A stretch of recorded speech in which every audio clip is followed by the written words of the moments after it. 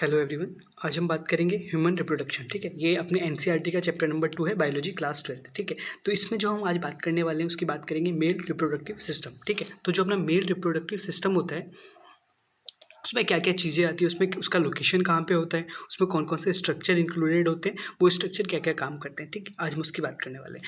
तो सबसे पहली बात आती है इसका लोकेशन। तो ये जो लोकेटेड होता है अपना मेल रिप्रोडक्टिव सिस्टम, वो लोकेटेड होता है अपने पेल्विस के अंदर। ठीक है, इसके अंदर कौन कौन सी चीज़ें आती हैं, तो इसके अंदर कौन कौन सी चीज़ें आती हैं उसकी बात करते हैं। तो पहला टेस्टिस, दूसरा उसके एसेसरी ग्लैंड्स और थर्ड एक्सटर्नल जेनिटेलिया। ठीक है, तो अब हम बात करेंगे, ये अपना क्रॉस सेक्शनल व्यू है।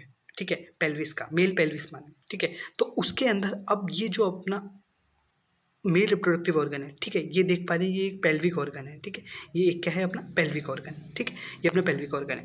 अब यहाँ पे इसके अंदर इंक्लूड क्या क्या है। ठीक है, तो सबसे पहली चीज़ इसके अंदर क्या है, टेस्टिस। ठीक है, ये टेस्टिस हो गई, ये इसका एक्सटर्नल जेनिटेलिया हो गया।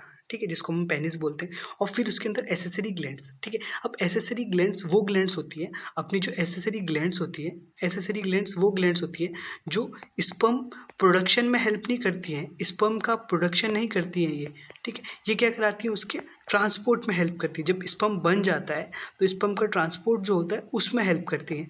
ठीक है, अब बात करते हैं कि अब यहाँ पे हम बात की है कि इसके जो एसेसरी ग्लैंड्स होती है वो कौन कौन सी, उसके हम आगे बात करने वाले हैं। ठीक है, यही सब दिया हुआ है कहाँ पे, अपनी जो एनसीईआरटी है, एनसीईआरटी के अंदर भी अपन को यही सब दिया हुआ है। ठीक है, ये जैसे आपने यहाँ पे देख पा रहे हैं, ये अपना क्या है, ये अपना मेल पेल्विस का एक स्ट्रक्चर है। ठीक है, अब यहाँ पे इसमें कौन कौन से स्ट्रक्चर वगैरह हैं, ये सबकी इसमें बात हो गई है। ठीक है, तो अब देख पा रहे हैं कि एक पूरा क्या है, एब्डोमन यहाँ पे देख पा रहे हैं, जैसे इस स्ट्रक्चर में आप देख पा रहे हैं ये पूरा एब्डोमन है। ठीक है, यहाँ पे आपको ये क्या दिख रहा है, ये अपनी स्पाइनल मतलब वर्टिबल कॉलम एक तरह से। ठीक है, तो अब यहाँ पे देख पा रहे हैं ये पूरा का पूरा इसका एब्डोमन है। एब्डोमन के अंदर ये क्या हो, ये अपने टेस्टिस हो गई, ये जो आउटसाइड स्ट्रक्चर होता है। फिर ये इसका क्या है, एक्सटर्नल जेनिटेलिया, और ये सारा का सारा इसका लाइक इसमें प्रोस्टेट आ गया, अपना अपना जो यूरिनरी ब्लैडर वगैरह आ गया, ये अपना यूरिनरी ब्लैडर आ गया, सेमाइनल वेसिकल वगैरह, ये क्या है, सारी की सारी एसेसरी ग्लैंड्स है। ठीक है, सेमाइनल वेसिकल इसके एसेसरी ग्लैंड है, वास्ट डिफरेंस इसका एसेसरी ग्लैंड है। ठीक है, हम उसकी बात करने वाले हैं। अब अब बात करते हैं हम किसकी, कि इसके अंदर जो टेस्टिस होती है, हम टेस्टिस की बात करने वाले हैं। यहाँ पे आप जैसे देख पा रहे हैं, इस वाले स्ट्रक्चर के अंदर, इस वाले स्ट्रक्चर में आप जैसे देख पा रहे हैं, ये टेस्टिस की बात करने वाले हैं। ठीक है, अब यहाँ पे टेस्टिस में कौन कौन से क्या क्या स्ट्रक्चर हो उसकी बात करने वाले हैं। अब जैसे देखा, ये जो टेस्टिस होती है ये कहाँ पे सिचुएटेड होती है, आउटसाइड द एब्डोमिनल कैविटी। जैसे ये टेस्टिस ऊपर वाले स्ट्रक्चर में, ये जो टेस्टिस है वो कहाँ पे सिचुएटेड है, एब्डोमिनल कैविटी के बाहर में। अब ये एब्डोमिनल कैविटी के बाहर क्यों रहती है, एब्डोमिनल कैविटी के बाहर ये जो स्ट्रक्चर होता है अपन इसको क्या बोलते हैं, स्क्रोटम। ये तो अंदर में टेस्टिस है, बट जिस पाउच लाइक स्ट्रक्चर में ये रहती है उसको अपन क्या बोलते हैं, उसको हम बोलते हैं स्क्रोटम। उसको क्या बोलते हैं हम, स्क्रोटम।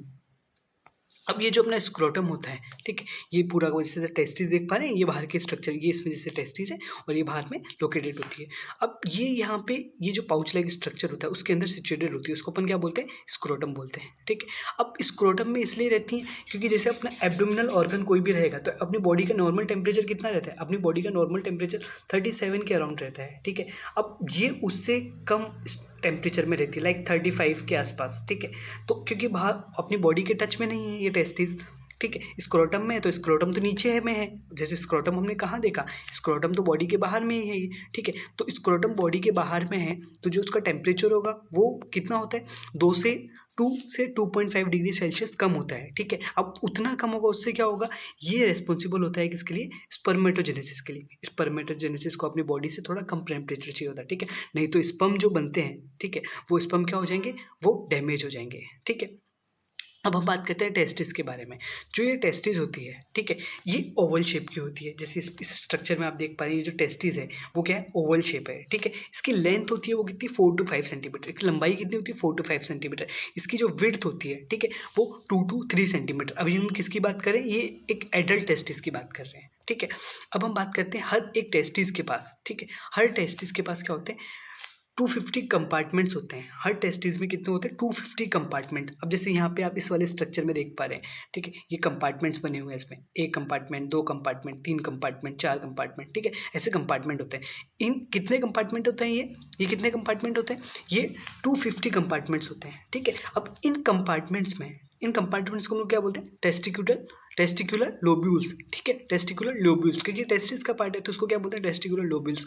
अब हर एक टेस्टिकुलर लोब्यूल्स के पास क्या तो होता है अपना 1 से 3 सेमनीफेरस ट्यूब्यूल होती है। 1 से 3 क्या होती है, सेमनीफेरस ट्यूब्यूल, ठीक है। जैसे इस वाले स्ट्रक्चर में हम देख पा रहे हैं, ये सारा का सारा क्या है, ये सारा का सारा अपना टेस्टिस है, ठीक है। अब टेस्टिस के पास क्या है, ठीक है, टेस्टिस में 1 से 3 सेमनीफेरस ट्यूब्यूल्स होती है। ये क्या है अपना सेमनीफेरस ट्यूब्यूल, ये येलो स्ट्रक्चर आप देख रहे हैं, ये क्या है अपना सेमनीफेरस ट्यूब्यूल, ठीक है। 1 से 3 सेमनीफेरस ट्यूब्यूल्स है, ठीक है। अब ये जो सेमनीफेरस ट्यूब्यूल्स हैं, ठीक है, ये सेमनीफेरस ट्यूब्यूल क्या करेगी, ये सेमनीफेरस ट्यूब्यूल स्पर्म के प्रोडक्शन में हेल्प करती है, स्पर्म के प्रोडक्शन में हेल्प करती है, ठीक है। अब ये जो सेमनीफेरस ट्यूब्यूल्स होती हैं, ठीक है, इसके पास 2 तरह की सेल्स होती हैं। ये जो सेमनीफेरस ट्यूब्यूल्स होती है, इसके पास 2 तरह की अपनी सेल्स होती हैं, ठीक है। 2 तरह की इसके अंदर क्या होती है, सेल्स होती है। ये एक सेमनीफेरस ट्यूब्यूल का डायग्राम है, ठीक है। इसके बाद जो पहली सेल होती है उसको क्या बोलते हैं अपन, इंटरस्टिशियल सेल, इंटरस्टिशियल सेल, इसी को अपन क्या बोलते हैं, लेडिक सेल, इसको ही हम क्या बोलते हैं, लेडिक सेल, इसको ही बोलते हैं लेडिक सेल।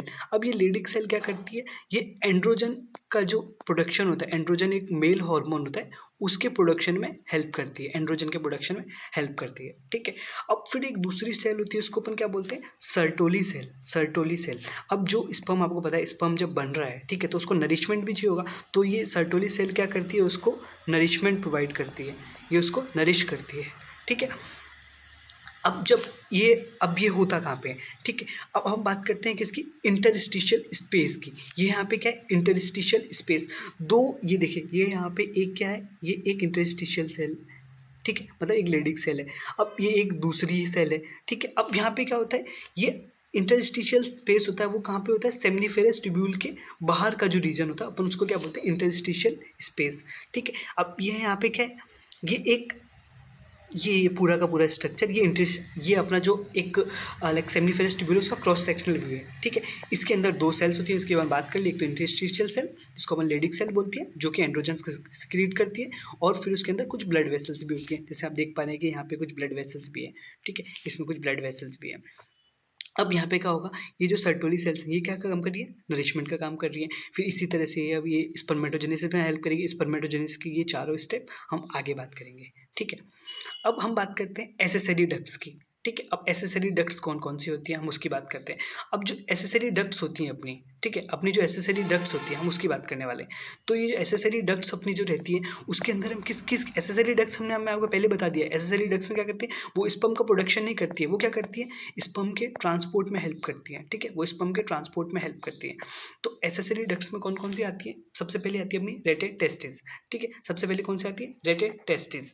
उसके बाद वास इफ्रेंशिया, वासा इफ्रेंशिया, फिर थर्ड आती है एपिडिडाइमिस, और फोर्थ आती है अपनी कौन सी, वास डिफरेंस, ठीक है। अब यहाँ पे इस वाले स्ट्रक्चर में हम बात की, तो पहली कौन सी आ गई अपनी, एपिडिडाइमिस, ठीक है, दूसरी वासा इफ्रेंशिया, थर्ड रेटे टेस्टिस, ठीक है। और जो सबसे इंपॉर्टेंट वाली है वो कौन सी है, वास डिफरेंस, यही इसके करिए स्पर्म को आगे लेके जाती है, ठीक है। यहाँ पे हम इस चीज़ की बात कर चुके हैं, ठीक है।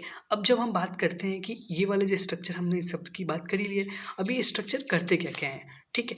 तो अब जब बात करेंगे तो यहाँ पे क्या लिखा हुआ है एनसीईआरटी के अंदर, ये जो एसेसरी डक्ट्स होती है, इसके अंदर ये 4 चीज़ होती हैं। तो इसके अंदर जो सेमनीफेरस ट्यूब्यूल होती है, ठीक है, अब यहाँ पे किस चीज़ की बात करेंगे, सेमनीफेरस ट्यूब्यूल की। तो ये सेमनीफेरस ट्यूब्यूल जो रहती है वो क्या करती है, सेमनीफेरस ट्यूब्यूल अपनी क्या करती है, वो जाके ओपन किस चीज़ में होती है, सेमनीफेरस ट्यूब्यूल किसके अंदर ओपन होती है, सेमनीफेरस ट्यूब्यूल ओपन होती है किसके अंदर, वास इफ्रेंशिया में, ठीक है, वासा इफ्रेंशिया में ओपन होती है, ठीक है। अब वासा इफ्रेंशिया जैसे ये इसके अंदर क्या है, ये सारी की सारी सेमनीफेरस ट्यूब्यूल है, जिसको टेस्टिकुलर लोब्यूल बोला, ये कहाँ पे जाके ओपन हुआ, इसने कहाँ पे जाके ओपन किया, इसने ये ओपन हुई अपने किसके अंदर, वासा इफ्रेंशिया, ये पहला स्ट्रक्चर, ठीक है, ये यहाँ पे आ जाके ओपन हो गई, ठीक है। वासा इफ्रेंशिया के बाद फिर ये कहाँ जाएगी, फिर किसके थ्रू हुई, रेटे टेस्टिस। अब ये बीच वाला स्ट्रक्चर है, ठीक है, ये बीच वाला स्ट्रक्चर, इसको क्या बोलते हैं, रेटे टेस्टिस, ठीक है। अब ये रेटे टेस्टिस से कहाँ जाएगी, ठीक है, ये गई वासा इफ्रेंशिया के बाद। अब वासा इफ्रेंशिया क्या करेगी, ये टेस्टिस से बाहर निकलती है, ठीक है, ये क्या करती है, टेस्टिस से बाहर निकलती है। अब जब ये टेस्टिस से बाहर निकलेगी,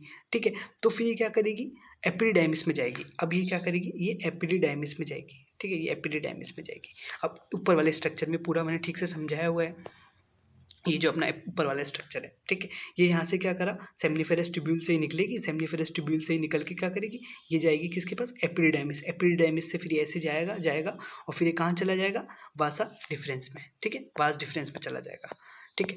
अब यहाँ पे इस चीज़ की हम बात कर चुके हैं, ठीक है। अब ये फिर क्या करेगा, यहाँ से निकलेगा, ठीक है, टेस्ट ये सेमनीफेरस ट्यूब्यूल से निकला रेटी टेस्टिस के थ्रू वासा एफरेंशिया में पहुंचा, वासा एफरेंशिया से फिर ये कहाँ पहुंचा, एपिडिडाइमिस, एपिडिडाइमिस एक क्या अपना थोड़ा लाइक टॉर्चरस स्ट्रक्चर होता है, ठीक है, और उसके अंदर काफ़ी सारे लूप्स वगैरह जैसे यहाँ पे देखेंगे लूप्स काफ़ी सारे, फिर उसके बाद वो वासा डिफरेंस में चला जाएगा। अब जब वासा डिफरेंस में जाएगा, ठीक है, तो वो यूरेटर को क्रॉस करता हो जाएगा। अभी यूरेटर को इसने क्रॉस करा, यूरेटर को जैसे इसने क्रॉस करा तो फिर ये कहाँ पहुँच गया, अपने ब्लैडर के पास में, ठीक है, ये अपना क्या है, यूरिनरी ब्लैडर है।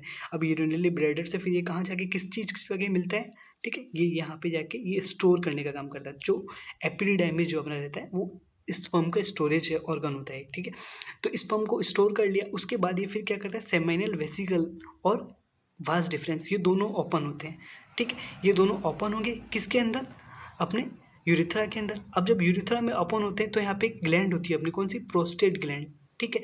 यहाँ पे प्रोस्टेट का अपन बात करते हैं, काफ़ी जो ओल्ड लोग होते हैं उनके अंदर ये प्रोस्टेट थोड़ा इनलार्ज होता रहता है, ठीक है, तो उनको क्या यूरिन वगैरह पास करने में दिक्कत होती है, प्रोस्टेट कैंसर की भी हम बात करते हैं। फिर उसके बाद एक ग्लैंड होती है bulbo urethral gland, bulbo urethral gland क्या करती है कि ये लुब्रिकेशन का काम करती है, ये क्या काम करती है, लुब्रिकेशन का काम करती है, ठीक है। फिर उसके बाद वो यूरिथ्रा, और यूरिथ्रा के थ्रू वो क्या करता है, ये यूरिन बाहर निकल जाता है, ठीक है, या फिर स्पर्म वगैरह जो रहेगा वो बाहर निकल जाता है, ठीक है। अब बात करते हैं पेनिस की, ये जो आप देख रहे हैं ये पूरा क्या है अपना, ये पेनिस है, ठीक है, ये अपना क्या है, पेनिस है, ये अपना पेनिस है, ठीक है। अब पेनिस की बात करते हैं तो ये मेल एक्सटर्नल जेनिटिलिया है, ठीक है, इसके पास जो इसका अपर पार्ट होता है, ठीक है, ये वाला पार्ट, इसको अपन क्या बोलते हैं, ग्लांस पेनिस, ठीक है। ग्लांस पेनिस के ऊपर एक स्किन का लेयर होता है, ठीक है, उसको अपन क्या बोलते हैं, फोर स्किन, ये क्या है, स्किन का एक लेयर होता है, ठीक है, उसको अपन क्या बोलते हैं, फोर स्किन, ठीक है। अब यहाँ पे अपन बात करते हैं किसकी, एसेसरी ग्लैंड्स की, ठीक है। अभी एसेसरी ग्लैंड्स अपनी क्या क्या करती हैं, ठीक है, तो एसेसरी ग्लैंड्स में हमने कौन कौन सा स्ट्रक्चर आ गया, एसेसरी ग्लैंड्स में हमने स्ट्रक्चर आ गया कौन कौन सा, एसेसरी ग्लैंड्स में अब सेमाइनल वेसिकल, ठीक है, सेमाइनल वेसिकल की बात होगी, तो ये सेमाइनल वेसिकल इसके अंदर आ गया। फिर अपना क्या आ गया, प्रोस्टेट आ गया, उसके अंदर सेमाइनल वेसिकल आ गया, प्रोस्टेट आ गया, प्रोस्टेट के बाद बल्बो यूरिथ्रल ग्लैंड आ गया अपना, ठीक है। अब ये क्या है, अपनी एसेसरी ग्लैंड्स है, एसेसरी ग्लैंड्स मतलब ये स्पर्म का प्रोडक्शन नहीं करती हैं, ये सारी की सारी ग्लैंड स्पर्म का प्रोडक्शन नहीं करती हैं, ठीक है। स्पर्म का प्रोडक्शन नहीं करेगी तो स्पर्म के ट्रांसपोर्ट में हेल्प करती हैं, ठीक है, उसको ट्रांसपोर्ट कैसे करना है उसमें हेल्प करती हैं, ठीक है, उसमें कुछ कुछ ऐसे न्यूट्रिएंट्स वगैरह डालना होता है, वो सारी चीज़ें करती है। जैसे बल्बो यूरिथ्रल ग्लैंड है वो क्या करती है, लुब्रिकेशन में हेल्प करती है, ठीक है। प्रोस्टेट होते हैं वो प्रोस्टेटिक फ्लूइड होता है, ठीक है, प्रोस्टेटिक फ्लूइड में कुछ कुछ ऐसे एंजाइम्स होते हैं, कुछ ऐसे लाइक अपने अपन जो बोलते हैं कि कुछ एलिमेंट्स ऐसे रहते हैं जो स्पर्म को मोटिलिटी वगैरह प्रोवाइड करते हैं। फिर सेमाइनल वेसिकल जिसके अंदर क्या होता है, सेमाइनल फ्लूइड होता है, सेमाइनल फ्लूइड क्या करता है, उसके अंदर फ्रक्टोज वगैरह, कैल्शियम वगैरह, एंजाइम्स वगैरह, इन तीनों का जो कंपोजिशन होता है, ठीक है, सेमाइनल वेसिकल, प्रोस्टेट और बल्बो यूरिथ्रल ग्लैंड, इसके पूरे के पूरे कंपोजिशन को हम क्या बोलते हैं, सेमाइनल प्लाज्मा। अब सेमाइनल प्लाज्मा क्या करता है, वो रिच होता है फ्रक्टोज के अंदर जो स्पर्म को एनर्जी देता है, कैल्शियम और कुछ एंजाइम्स, ठीक है, हाइलुरोनिडेज एंजाइम होता है, अपन वो आगे बात करने वाले हैं अपन उसकी, ठीक है। तो अभी हमने इसमें बात कर ली, तो ये जो एनसीईआरटी का जो अपना जो फर्स्ट इसका जो टॉपिक था, ठीक है, मेल रिप्रोडक्टिव सिस्टम, वो हम यहाँ पे अभी कवर कर चुके हैं, ठीक है, ये पूरा का पूरा कवर हो गया। Thank you.